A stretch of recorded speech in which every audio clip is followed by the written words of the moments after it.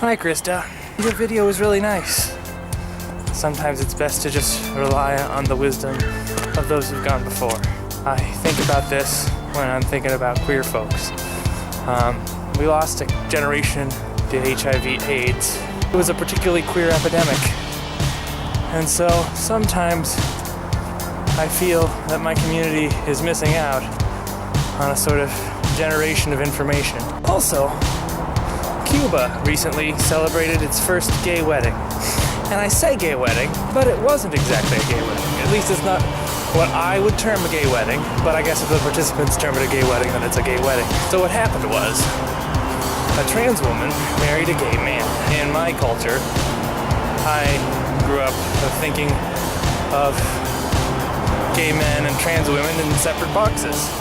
They're distinct peoples with distinct cultures and identities. But it's interesting that as new as the concept of queerness is, the idea of having transness separate from that queerness is also relatively new. It seems in Cuba that queer folks and trans folks are more or less the same. All of these things are true.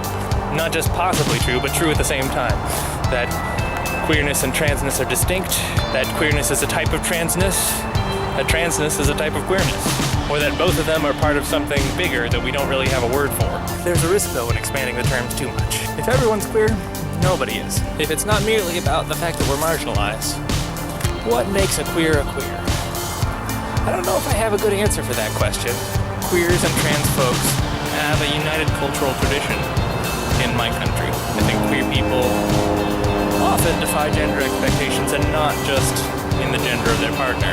Maybe queer folks only are more varied in their gender expression because of their historic cultural connection to trans folks. I suppose speaking in abstract theory terms isn't that useful. It's probably better that I focus on what I can do, action items. For one, understand that queer folks and trans folks have a united cultural tradition in my community, in this place and time into which I was born. And there is something beautiful and culturally productive about that unity. Two, understand that folks will use different words and have different ideas about what it means to be queer or trans. And some of these ideas will be in direct opposition to the ones that I've just expressed. And I have to just be okay with disagreeing.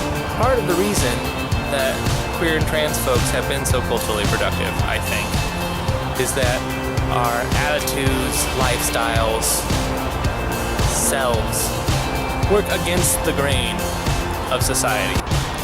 So it makes sense that it will be culturally productive, fruitful for us to allow folks in our community to go against the grain sometimes, to resist expectations and definitions. 3, understand that not having an answer for everything is actually enriching.